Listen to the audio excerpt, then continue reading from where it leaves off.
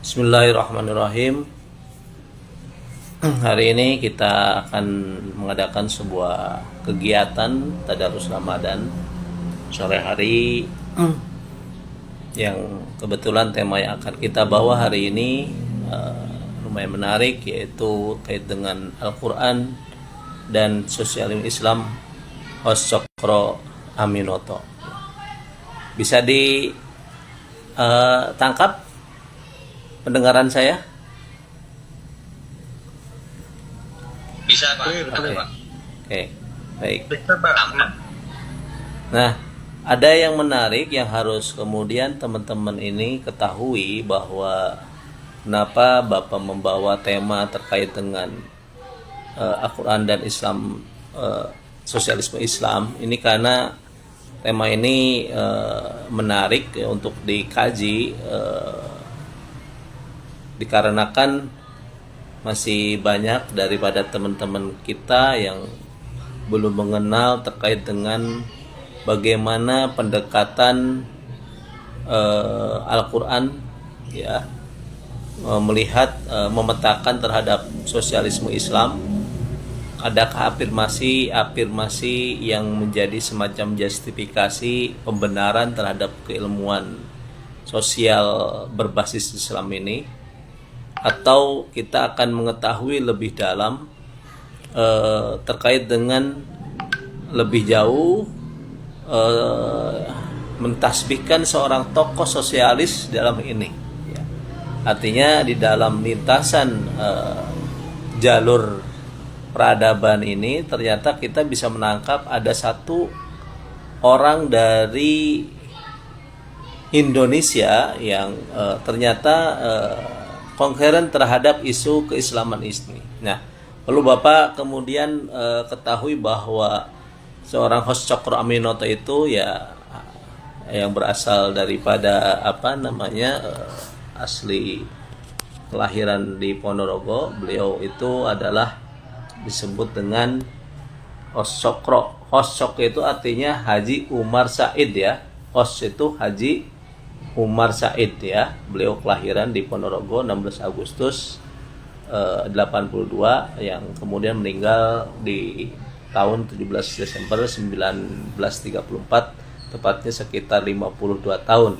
Artinya berarti usia yang cukup muda beliau itu meninggalkan dunia ini, tapi beliau itu mempunyai kontribusi yang luar biasa, yang besar sekali untuk peradaban Islam Indonesia. Beliau ini adalah merupakan seorang tokoh yang disebut dengan nasionalis, yang disebut juga adalah merupakan seorang raja tanpa mahkota. Beliau itu digelari demikian itu oleh orang-orang Belanda, karena beliau termasuk orang yang berani menentang Belanda. Nah, beliau juga mempunyai sebuah organisasi yang disebut dengan Syarikat Dagang Islam. Nah, termasuk adalah beliau adalah pendiri daripada Syarikat Dagang Islam ini, ataupun kemudian diganti menjadi Syarikat Islam gitu, SI begitu, ya, Syarikat Islam. Nah, ini nanti kaitannya dengan kiprah beliau di dalam politik, bahwa beliau ini, ya, ibarat kata kalau di Mesir itu seorang sebut dengan Muhammad Abduh. Jadi beliau itu adalah Muhammad Abduhnya Indonesia, ya. Ini menarik, ya. Kenapa? Karena beliau ini adalah mempunyai murid-murid, ya, yang satu sama lainnya itu memiliki karakter yang beda-beda, ya. Contoh adalah beliau ini mempunyai murid, ya, yaitu Soekarno. Soekarno ini termasuk murid terkasih, ya, murid terkasih daripada Hossokro Aminoto, sehingga akhirnya beliau itu menikahkan dengan putrinya, yaitu Utari, ya, Siti Utari, ya, yang dibawa ke Bandung, yang beliau kemudian punya judul buku, yaitu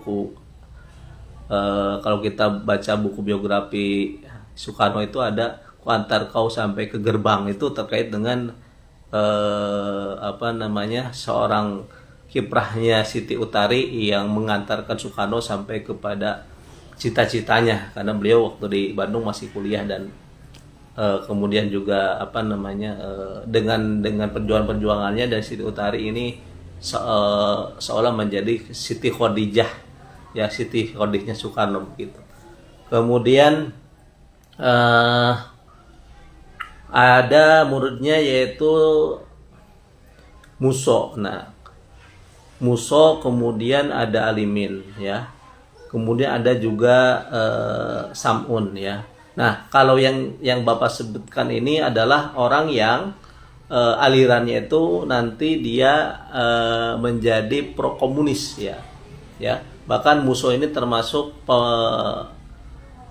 pemimpin kudeta di Madiun, ya, yang itu dicatat di dalam Cinta Hitam Indonesia, ya. Beliau termasuk yang melakukan peristiwa berdarah, ya, di Madiun. Itu pemimpinnya adalah Muso. Muso ini adalah murid daripada Cokro Aminoto. Kemudian juga ada yaitu Kartosuwiryo, ya. Kartosuwiryo ini kita tahu beliau ini adalah pemimpin daripada DITII, ya. Ya, Darul DITII itu ya yaitu negara Islam Indonesia, ya. Darul Islam, ya. TII itu Tentara Islam Indonesia. Jadi yang menarik dari seorang Cokro Aminoto yang disebut sebagai Bapak Guru Bangsa ini melahirkan beberapa pemikiran yang berbeda satu sama lainnya, ya. Beliau ini mempunyai murid, ada yang muridnya sangat kanan, yaitu seperti yang akhir melahirkan DITI itu Kartosuwiryo, yang ternyata pada ujungnya akhirnya ditembak juga, tembak mati oleh Soekarno sebagai presiden, dan sebetulnya temannya juga. Begitu juga temannya yang sekamar itu adalah Muso, yang ketika itu juga ditembak mati di Madiun. Itu juga temannya Soekarno, ya, sama-sama teman, tapi ya karena beda kiprah. Yang satu menjadi tokoh nasionalis dan memimpin Indonesia, yang satu menjadi pembangkang, ya, pembangkang kanan dan pembangkang kiri, yang sama-sama keduanya mati di ujung peluru atas perintah daripada Soekarno yang notabene adalah sahabatnya sendiri. Nah, itu tiga orang ini adalah sama-sama berguru pada satu orang, yaitu Cokro Aminoto. Kenapa demikian? Ya karena, nah ini yang menarik. Kenapa demikian? Karena satu sisi bahwa kita melihat bahwa sisi lain daripada Cokro Aminoto ini adalah seorang nasionalis, ya. Seorang nasionalis itu sehingga dia menggabungkan terhadap kebangsaan pada dirinya dan juga agama. Tapi satu sisi beliau juga seorang Islamis, karena beliau ini terdidik secara agama dan bahkan kemudian menerbitkan karya yaitu bukunya Islam dan Sosialisme, ya. Kemudian juga beliau juga konkuren terhadap isu-isu sosial, ya. Sosial itu artinya dekat dengan komunis. Nah, ini yang sosial komunis ini yang kemudian ditangkap oleh seperti Tan Malaka, muridnya juga, yang punya buku yaitu Madilog, ya, Materialisme, Dialog dan Logika. Dan juga Samun dan juga Muso, ya. Itu jadi remahan-remahan ini yang ditangkap, yang kemudian membuncah pada setiap murid-muridnya, tapi di dalam pemikiran yang berbeda-beda. Nah, Bapak punya buku, ini buku yang sangat langka, yaitu Islam dan Sosialisme. Ini buku karya asli Cokro Aminoto, di mana buku ini yaitu terbit pada 1924, ya, 24, dan kemudian dicetak sampai cetakan yang ke-7 yaitu 1954, ya. Pak Uji udah lahir belum? Nah, ini buku yang artinya Bapak mempunyai buku ini dan ini menurut Bapak otentik, harus kita kaji bersama-sama, dan ini merupakan buku yang menjadi warisan atau legasi bagi umat Islam Indonesia, bahwa sejak dahulu kala yang namanya pemimpin, yang namanya pejuang itu tidak lepas daripada membaca dan daripada seorang intelektual.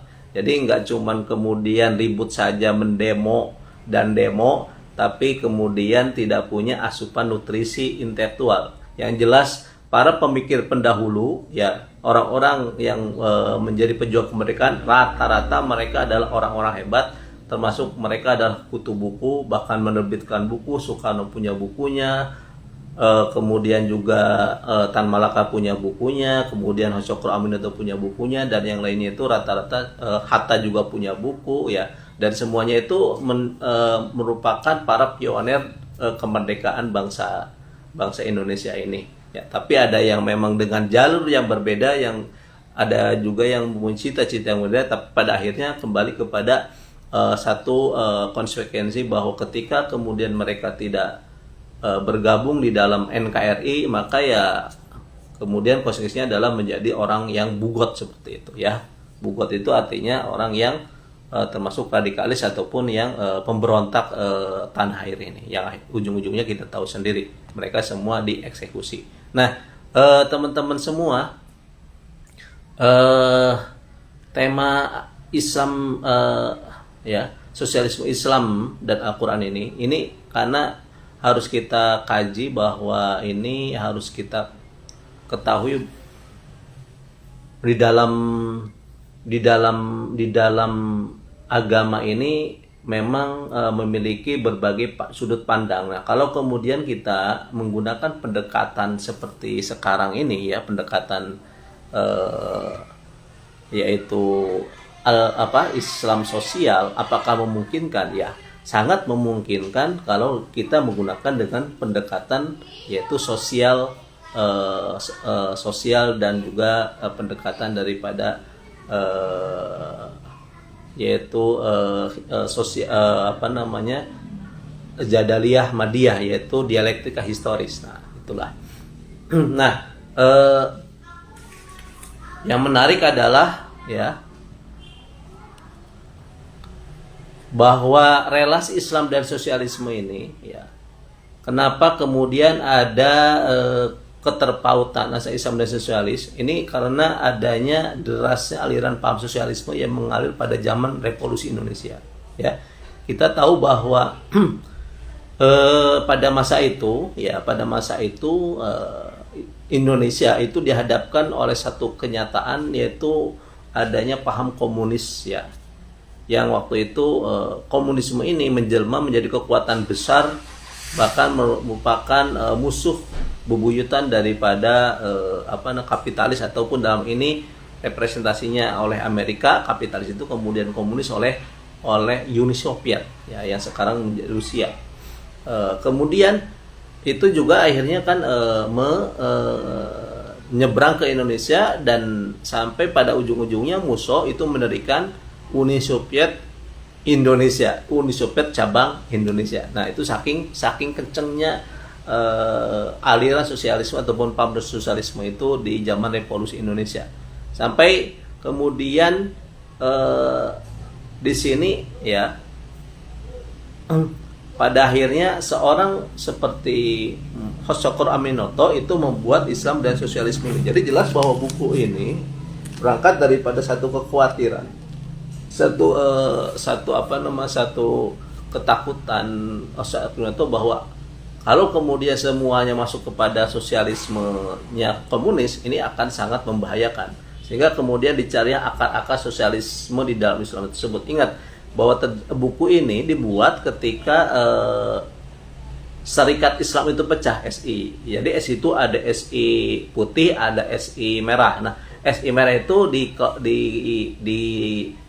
dibawa oleh Sampun yang notabene adalah muridnya, ya. Kemudian akhirnya dari situ untuk memperkuat identitas Syarikat Islam ini, ya, Hasykur Aminoto yaitu menghalaunya ataupun mengkanternya, yaitu dengan diterbitnya buku Islam dan sosialisme ini. Ya, begitu ya. Jadi kalau dikatakan bahwa buku ini apakah tendensius, apakah buku ini termasuk daripada sasaran berpaham akidah, iya. Jadi bisa dikatakan buku ini ya lebih kepada buku yang untuk mengamankan dan mengamankan orang-orang Islam daripada serbuan komunis agar mereka itu tidak meninggalkan Islamnya. Yang kedua, mengaminkan bahwa sebetulnya akar-akar Islam itu ada di dalam sosialisme itu. Jadi pertanyaan adalah sampai di manakah kekuatan dasar agama Islam dalam menghadapi paham sosialisme tersebut, dan akhirnya terbitkanlah buku tersebut. Nah, latar genealogisnya adalah bahwa terjadi waktu itu ada Kongres Hindia ya di Garut yang terkait dengan diskursus sosialisme berdasarkan Islam. Jadi ini menjadi isu nasional ya, sampai kemudian terjadi Kongres Islam Hindia di Garut tersebut di tahun 1924. Kemudian dari situ berangkatlah bahwa sosialisme adalah merupakan keselamatan pergaulan kehidupan manusia bersama ya, kehidupan yang itu menjamin terhadap kehidupan dunia dan juga kehidupan di akhirat.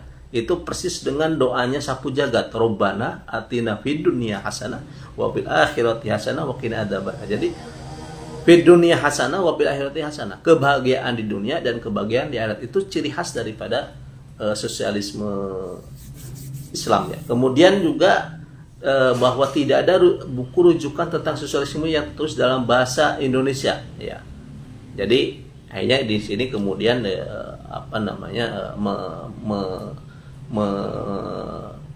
mengusik daripada seorang konsultan itu untuk membuat buku tersebut. Kemudian bahwa karangan bukunya ya akhirnya menjadi sebuah suluh ya, dan juga penunjuk jalan bagi umat Islam dalam usaha mencari kemerdekaan dan juga keselamatan untuk umat dan negeri. Nah, sekarang kita lebih jelas apakah sosialisme itu ya. Sosialisme mahwa sosialisme wa ma adraka ma sosialisme ya. Kalau dalam bahasa Arab yaitu al-istirokah al-islamiyah. Itu persis dengan syarikat Islam. Jadi istirokah itu dari kata-kata syarikat. Syarikat itu dari syaroka. Jadi sebetulnya syarikat Islam mengambil daripada bahasa Arab yang artinya syarikat Islam ya, sosialisme Islam itu sendiri ya. Sosialisme itu menghendaki cara hidup bahwa satu buat semua dan semua buat satu. Jadi tidak ada yang namanya satu untuk satu dan hanya satu-satunya, karena itu nanti akan mempertentangkan dengan individualisme ya. Lawan kata sosialisme adalah individualisme. Kalau individualisme adalah mementingkan diri sendiri dan memperkaya diri sendiri, dan itu adalah orang kapitalis. Nah kemudian semangat kaum sosialis adalah melindungi keperluan-keperluan, hak-hak dan juga kewajiban perikatan hidup bersama di atas hawa nafsu seorang diri ataupun sekelompok kecil manusia. Jadi bebas daripada hawa nafsu, kepentingan pribadi ataupun sekelompok kecil. Sosialisme Barat itu bersandar kepada materialisme semata. Sementara segala teori sosialisme itu pastinya bermaksud memperbaiki nasib golongan masyarakat miskin agar satu derajat kemanusiaan. Itu sosialisme secara umum ya. Jadi sosialisme. Kemudian wajah sosialisme seperti apa? Sosialisme adalah bagian penting dari komunisme ya, kalau kita lihat asal usulnya, di mana setiap peraturan itu berurusan dengan harta benda, itu nanti diatur oleh Perserikatan Hak Hidup Bersama. Kemudian juga sosialisme adalah merupakan peraturan tentang urusan harta benda dan juga tapi tidak mengajarkan terhadap agama dan juga tidak mengajarkan terhadap filsafat. Jadi hanya melulu terhadap materialisme. Nah, karena itu sebaliknya sosialisme jika sosialisme berdasar kepada asas falsafah dan agama, maka sosialisme wajib dituntut dan dipraktekkan umat Islam itu harus berdasarkan sosialisme Islam yang punya asas-asasnya yang kuat dari Al-Quran, bukan daripada yang lain. Jadi intinya bahwa sosialisme itu jelas dia merupakan mazhab yang hanya menomorsatukan terhadap materialisme, bukan kepada filsafat, bukan juga kepada agama, begitu ya. Nah, sementara kita mengetahui bahwa ketika di dalam sosialisme Islam itu memang harus disandarkan terhadap tauhid dan juga disandarkan terhadap keadilan, ya. Maka yang disebut dengan tauhid itu adalah imadul akidah, yaitu daripada pondasinya akidah. Sementara adanya keadilan itu adalah pondasinya daripada syariah. Nah, di sini kita akan tahu bahwa apa yang dilakukan oleh Chocor Aminoto itu menjadikan adanya sosialisme Islam itu sebagai basic akidah untuk umat Islam, ya. Begitu. Nah, apa kategori-kategori sosialisme? Sosialisme ada sosialisme Marxis, yaitu sosialisme demokratis, di mana dia berdasarkan pengetahuan historis, materialisme sebagai ilmu akal. Jadi nanti sosialisme itu sebetulnya nanti ada mazhabnya, ya, mazhab pemikirannya yang itu disebut dengan yaitu historisme, ya, ataupun sebut dengan pendekatan historis, ya, atau dengan dialektika materialisme, ya, dialektika materialisme. Kemudian ada kategori sosialisme itu yang sifatnya anarkis, ada juga yang sifatnya ada state socialism atau politik modern, ada juga yang sosialisme modern. Kemudian kita beranjak kepada sosialisme Islam. Nah, sosialisme Islam apa disebut itu baru dicanangkan oleh Chocor Aminoto?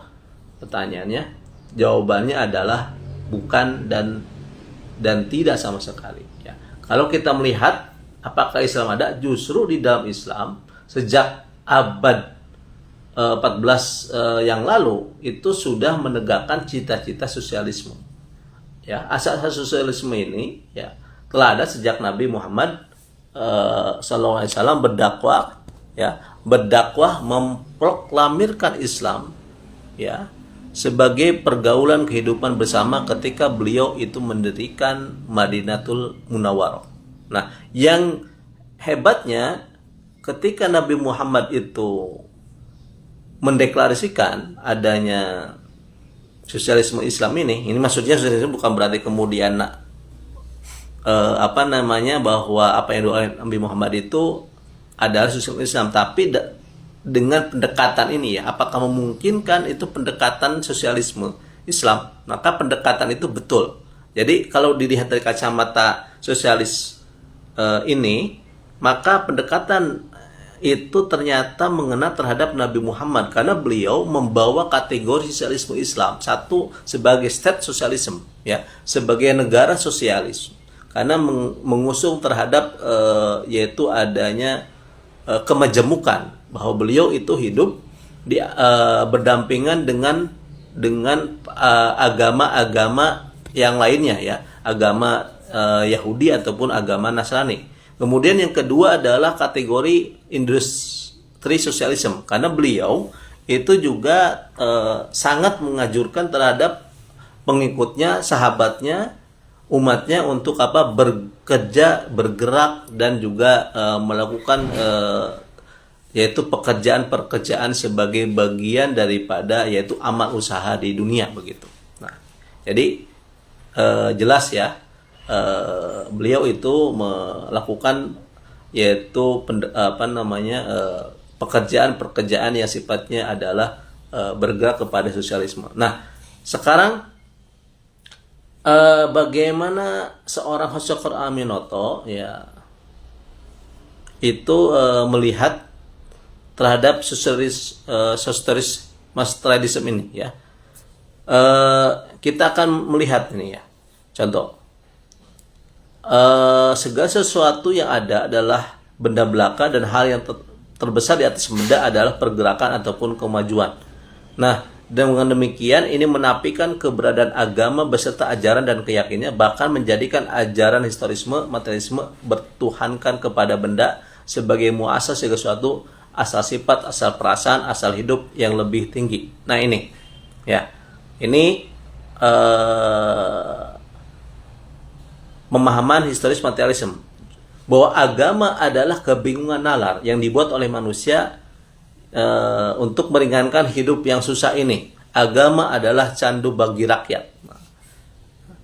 Nah itu yang kedua. Yang ketiga adalah bahwa teori Darwinisme merupakan dasar ajaran sosialisme Marx dan juga kelanjutan pelajaran Darwin dalam kehidupan bersama. Jadi ini ya perlu kita garis bawahi bahwa komunisme itu menganut kepada Darwinisme ya.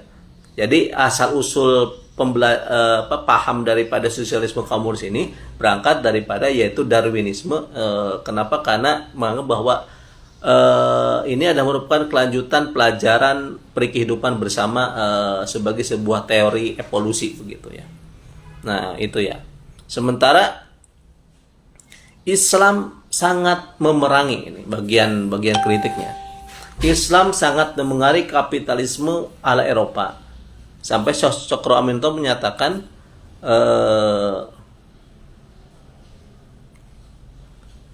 bahwa menghisap keringat orang-orang yang bekerja, memakan hasil pekerjaan orang lain, tidak memberikan kebahagiaan keuntungan yang semestinya, menjadi kebahagiaannya orang lain yang turut bekerja mengeluarkan keuntungan, itu adalah bagian daripada yaitu apa yang dilakukan oleh orang-orang kapitalis. Sampai kemudian Karl Marx juga membunuh benih kapitalisme itu, yaitu karena mereka memakan keuntungan daripada pekerja. Nah, sementara Islam dalam hal ini sama, melarang benih kapitalisme, yaitu dengan disebut riba ya. Riba itu adalah keuntungan yang bukan semestinya. Riba itu adalah sesuatu yang itu bukan keuntungan yang berkah ya. Wa halallahu bai'a wa harrama riba. Yang Allah halalkan itu adalah jual beli, tapi Allah mengharamkan daripada riba. Sama-sama margin ya. Sama-sama menguntungkan, ada benefit. Tapi benefitnya dalam jual beli itu jelas sah, tapi benefit di dalam riba itu jelas tidak sah. Nah, itu satu sisi sama-sama dalam memerangi adanya kapitalisme. Ya. Kemudian Islam juga merupakan dianggap sebagai peradaban terbesar yang terkenal dengan peri kemanusiaannya. Islam memberi satu aturan pedoman bagi kehidupan baik batin dan juga lahir, sebagai pedoman pegangan hidup bagi urusan politik, pemerintahan, militer, kehakiman, ekonomi, perdagangan dan sebagainya. Pokoknya semuanya diurus ya di dalam urusan Islam tersebut. Nah, sekarang karena ini kaitannya dengan Al-Quran, apakah ada afirmasi dalil dengan sosialisme itu? Nah, ternyata satu afirmasi dalilnya adalah ummatan wahidah ya. Disebutkan di dalam Islam itu, di dalam Al-Quran itu dikatakan bahwa inna hadhihi ummatukum ummatan wahidah wa ana rabbukum fattaqun ya. Sesungguhnya agama tauhid ini adalah agama kamu semua, agama yang satu, dan aku adalah Tuhanmu. Maka bertakwalah kepadaku. Nah, ini ayat ini merupakan afirmasi terhadap ayat-ayat sosialis ya. Afirmasi yang menyatakan bahwa sesungguhnya umat ini umat yang satu dan aku adalah Tuhan kamu semua, maka bertakwalah kepadaku. Kemudian juga di dalam ayat Hujurat ya dikatakan, yang ini sangat sangat maklum, Ya ayuhan nas inna khalaqnakum min dzakari wa unta wa ja'alnakum syu'uban wa qabaila lita'arafu inna akramakum indallahi atqakum innallaha alimun khabir. Nah, ini